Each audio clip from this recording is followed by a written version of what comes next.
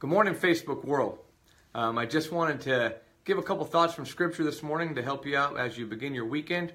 I've been thinking about, with the fires going on in Southern California, a lot of us out here, especially on the West Coast, are thinking about them. We're praying for that situation. We're worried about those sections of our state that are in harm's way. We're worried about the first responders. We're worried about people losing their homes. And I started kind of brainstorming a little bit because some people that I know, some relatives of mine, have had to prepare for evacuation from some of those areas. And I started kind of thinking about my own situation. What if I had to evacuate from my home? What if I had to get out really quick? What would I get? What would I protect? What would I want to save and spare from the flames? Of course, my family would come first. Got to make sure the wife and the kids are safe. But then what about possessions? What about things that I own? What's the most valuable? What do I need to preserve? What do I need to save? What would cost me the most if I lost it? And I started kind of brainstorming a little bit about what would I save. And truthfully, I don't have a lot of valuable items. We don't have fine art in our house. We got kids. We don't have a lot of fancy jewelry. We got a couple wedding rings, and that's about that. So I started thinking that, I'd probably save maybe some things with sentimental value. I'd save my Bible because it has handwritten notes in it that I couldn't get back that I had through school and notes from sermons that I've preached in the past. Maybe grab a photo album that wasn't scanned into a computer that's irreplaceable. Maybe some kind of other family heirloom. And I started kind of, with that train of thought, going back in my mind to different times in my life about what did I value. And for some reason, my mind drifted toward when I was back about 8 years old. There was one item that I had that, without a doubt, if there was a fire in my house, it would be the item that I would save. And it's kind of silly to think about it right now, but back then I remember that around the corner from our house on near Dakota Avenue, there was a little mini mart. And at that mini mart, they sold baseball cards.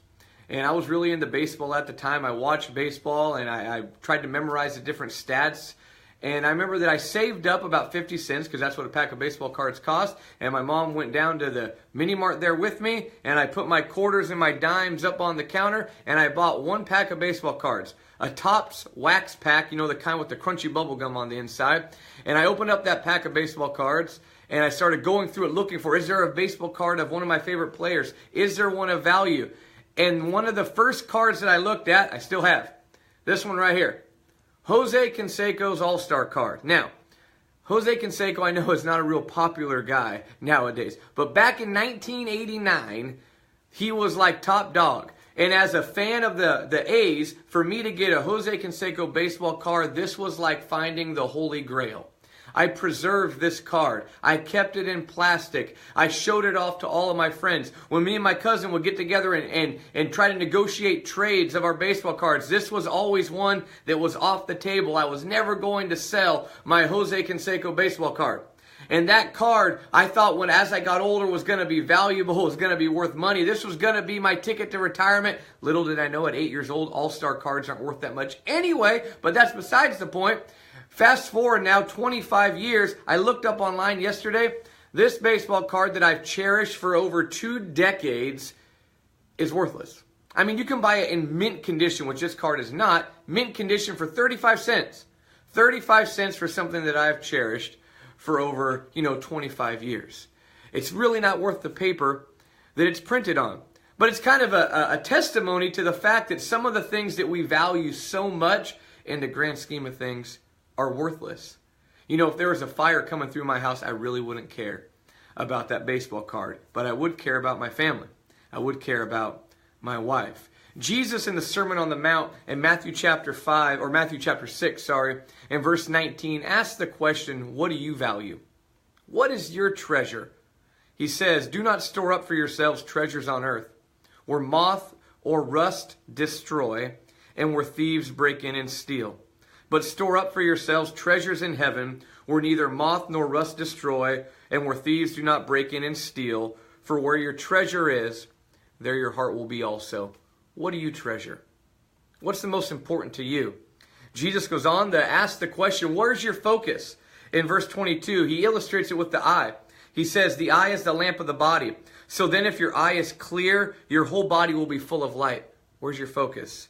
He says, but if your eye is bad, your whole body will be full of darkness. If then the light that is in you is darkness, how great is the darkness. No one can serve two masters. Either he will hate the one and love the other, or he will be devoted to the one and despise the other. You cannot serve God and wealth. So my question for you today is this: what do you value? What do you serve? What do you treasure? What's the most important to you?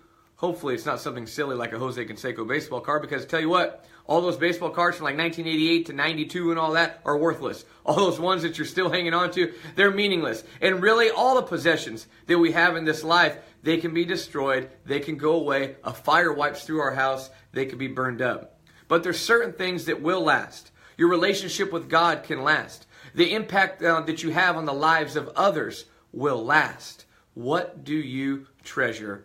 So I ask the question today: where's your heart? Where's your focus?